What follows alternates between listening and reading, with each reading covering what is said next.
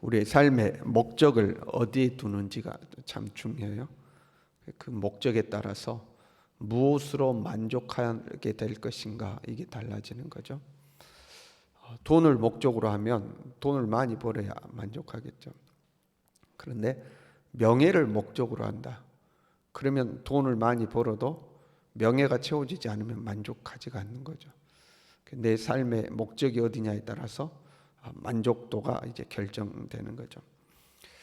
지금 이 다니엘은 포로 잡혀서 이방 땅으로 갔죠. 1차 포로는 나름 잘 나가던 사람들이 잡혀갔습니다. 왕족들, 귀족들, 이제 이런 사람들이 잡혀간 거거든요. 그 이스라엘 땅에서 나름대로 상위층이었잖아요. 잘 살다가 이방 땅에 포로로 이제 잡혀갔어요. 그러면 그 이방 땅에서 삶의 목적을 어디에 두어야 할 것인가 하는 거죠. 사람이란 쉽게 변하지가 않죠. 내가 이스라엘에 살 때에 돈을 최고의 목적으로 삼고 살았어요. 그럼 포로 잡혀가도 거기서도 내가 어떻게든 돈을 벌어야지, 이제 이런 생각하죠. 명예를 최고로 목적으로 여기면 거기 가서도 내가 어떻게든 출세해야지, 이제 이런 생각을 갖게 되는 거죠. 삶의 목적은 쉽게 바뀌지가 않죠. 본문의 말씀을 보면 3년 동안 바벨론의 문물을 가르치게 했다 하는 내용이 나와요. 그 이유가 이렇게 되어 있습니다. 5절에요. 왕 앞에 서게 될 것이더라. 왕 앞에 선다는 것은 왕을 섬기게 한다, 그런 말이에요.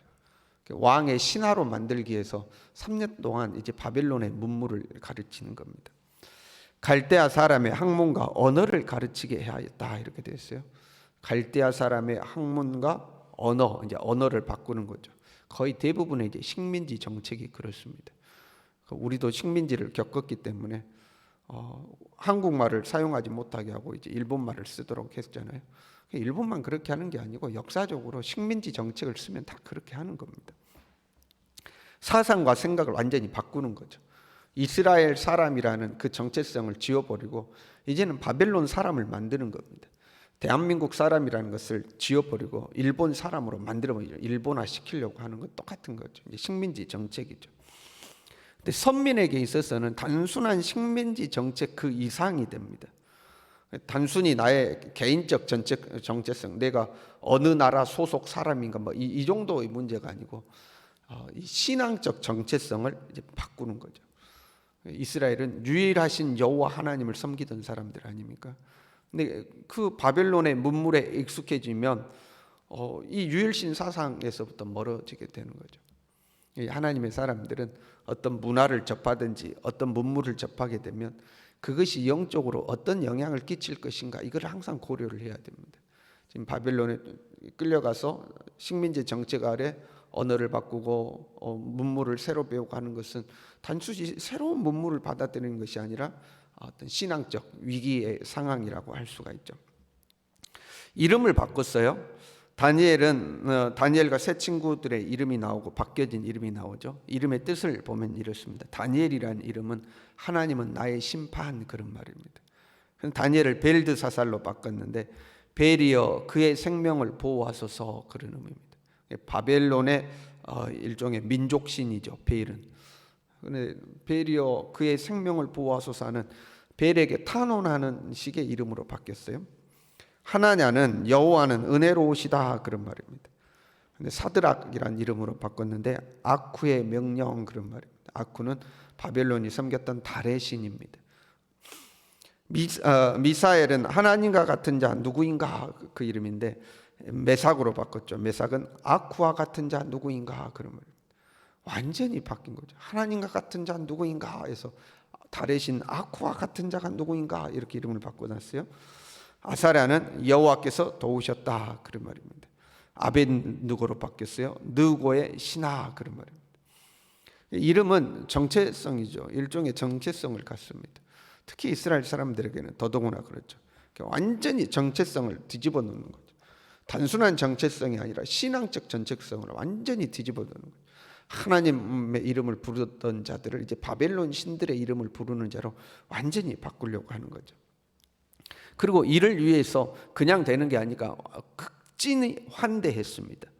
왕의 음식과 그가 마시는 포도주에서 날마다 쓸 것을 주었다 이렇게 되죠. 왕이 먹는 음식을 같이 먹을 수 있을 정도로 대우를 해준 거예요. 왕의 음식을 제공해서. 포로 잡혀왔으니까 노예나 다름없는데 노예의 음식을 주는 것이 아니라 왕의 음식을 준 거죠. 엄청난 특혜입니다. 그렇잖아요. 포로들에게 이렇게 대우하는 거 엄청난 특혜죠. 여러분, 엄청난 특혜를 받고 있어요. 그런데 이거를 신앙적으로 보면 한편으로는 엄청난 유혹이기도 합니다. 엄청난 특혜가 엄청난 유혹이기도 하는 거죠. 모든 사람이 부를 소망하죠. 여러분도 다 부를 소망하잖아요. 여러분의 자녀들이 다 풍요로웠으면 좋겠죠. 부를 소망하죠. 그러나 그 부가 나에게 오는 것보다 중요한 것은 누구에게서 나에게 오는가 하는 것, 그리고 왜 그것이 나에게 오는가, 그게 중요한 거죠. 지금 이 다니엘과 세 친구들에게는 영적인 정체성을 새로 부여해 놓고 신앙적 정체성을 제거하고 바벨론의 정체성을 부여하면서 그 정체성에 눌러 앉으라는 의미로 부를 제공하고 있는 거죠. 야, 얼마든지 잘 살 수 있잖아. 야, 얼마든지 잘 살 수 있잖아. 그냥 여기에 눌러 앉아. 이제 이런 거죠. 여기에 눌러 앉아. 유혹에 있어서 또 다른 공격은요, 지속성에 있습니다. 사람이 한 번, 두 번 유혹받는 거는 거절하고 물리칠 수가 있죠. 그런데 계속 유혹이 와요. 그걸 이기기가 쉽지 않죠. 3년 동안을 그렇게 했다 하고 기록하고 있습니다. 쉽지 않은 거예요. 그럼에도 불구하고 이들은 넘어가지가 않죠. 그 이유를 이렇게 돼 있어요. 뜻을 정하여 이렇게 되어 있습니다. 이들은 뜻을 정하여 왕의 음식과 그가 마시는 포도주로 자기를 더럽히지 아니하리라 이렇게 됩니다. 자기를 더럽히지 아니하리라. 그러니까 단순히 어떤 객기가 아니라 내 영혼을 더럽히지 않겠다라고 이제 뜻을 정한 거죠. 아마 이제 왕의 음식과 이 왕이 제공하는 것들이 이스라엘의 율법에 맞지 않은 것들이었겠죠. 부정한 음식들이요. 돼지고기라든가 피를 제거하지 않은 음식이라든가 아니면 우상에게 희생제사를 드리고 나서 나오는 음식들이라든가 이제 이런 것들이었죠. 그러니까 맞지 않은 거예요. 포도주는 사실 부정하지 않은 음식이거든요. 포도주는 이스라엘에게서는 정한 음식이잖아요. 그러나 이 다니엘의 신앙 양심이 부정하다고 느낀 거예요. 이거는 내가 받을 수 없다. 여러분, 이게 중요해요. 내 신앙의 양심에 꺼리는 것은 안 해야 되는 겁니다. 내 신앙의 양심에 걸리면 안 하는 거죠. 나 이거는 받을 수 없다 하고 거절한 거죠. 그렇게 살기로 뜻을 정했다 하는 거예요. 이거는 참 무모한 일일 수도 있습니다. 왕의 하사품을 거절했다? 그 왕을 거절하는 거거든요. 내가 왕에게 어떤 예물을 드린다. 왕은 그걸 거절할 수 있습니다.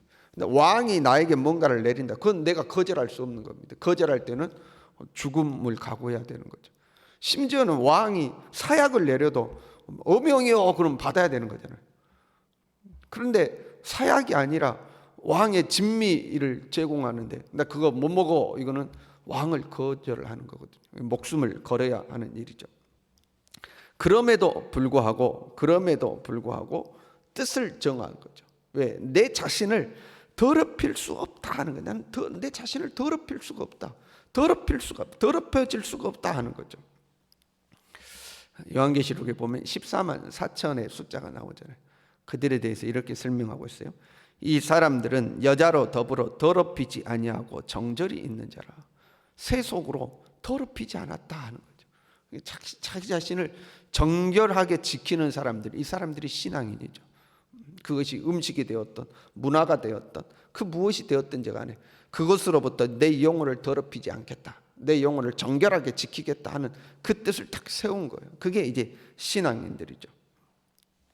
다니엘이 그렇게 뜻을 세울 수 있었던 이유는 삶의 이유가요, 삶의 목적이요, 하나님께 있었기 때문에 그렇습니다. 만약에 돈의 삶의 목적이 있었다면 그 바벨론에서도 야 이거 잘하면 내가 진짜 돈 많이 벌 수 있겠는데 거기에 눌러 앉겠죠.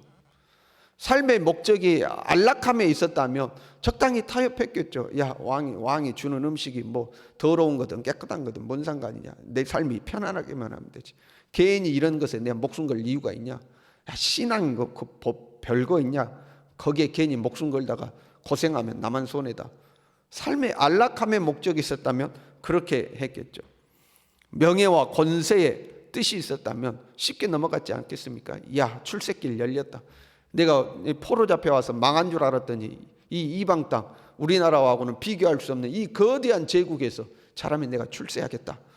그럼 출세하려면 왕에게 잘 보여야 되고, 왕의 신하들에게 잘 보여야 되고, 명예, 권세, 권력 가진 자들에게 잘 보여야 되고, 그러면 그들이 시키는 대로 해야 되고, 그 적당히 그렇게 살지 않았겠어요? 그런데 그 하나님께 목적이 있기 때문에 그러한 것들로는 만족이 안 되는 거죠. 명예의 목적이 있는 사람이 돈 많이 벌어도 만족이 안 되는 것처럼 내가 원하는 명예를 얻어야 되는 거죠. 하나님께 목적이 있는 사람은 이러한 것들로 만족이 안 되는 거예요. 하나님만이 나의 만족이 되시는 거죠. 그렇게 뜻을 정했더니, 여러분, 하나님 앞에 뜻을 정했더니 다음에 뭐가 찾아오냐면 은혜와 긍휼이 찾아옵니다. 하나님께 뜻을 정했더니 하나님의 은혜가 찾아오는 거예요. 환관장에게 그 왕이 주는 음식 못 먹겠다 이야기를 해요. 그러면 여러분, 당장에 이놈의 자식들이 포로 잡혀온 너희들을 불러다가 좀 잘해줬더니 이것들이 기고만장해가지고 아직 정신을 못 차리네 하고 혼을 내지 않겠어요?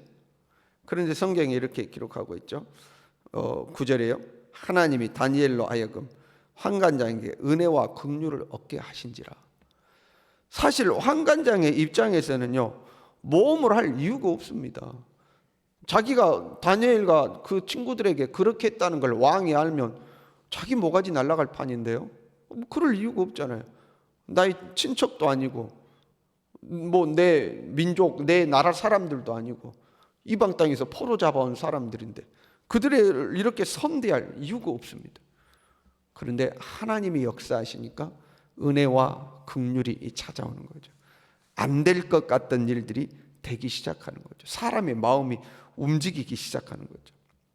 그 출애굽 이스라엘 백성들이 애굽에 들어갔을 때에 인구 수가 많아지니까 바로가 산파들을 시켜서 남자애들은 다 죽이라고 그러잖아요. 그런데 그 산파들이 바로의 명을 어기고 살리죠. 그 목숨을 거는 거거든요. 어떻게 사람이 자기의 목숨을 걸고 다른 사람을 살리게 되는가? 하나님의 은혜가 찾아온 거예요. 그렇게 안 해도 되는 일이거든요. 내 자식도 아니고. 하나님의 은혜와 긍휼하심이 찾아오니까 사람의 마음이 움직이는 거죠. 사람의 마음이 움직이게 되는 겁니다. 여러분, 뜻을 정할 필요가 있어요.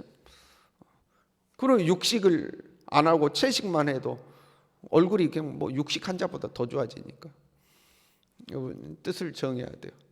근데 우리가 붙잡으려고 하는 것들이 너무 많아요.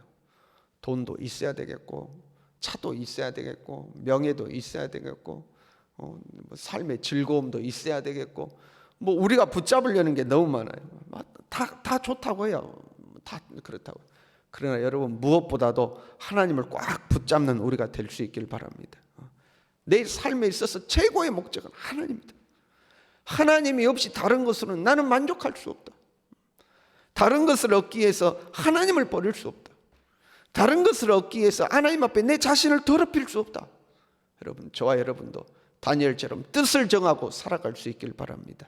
하나님의 은혜와 긍휼이 찾아올 줄로 믿습니다. 기도하겠습니다.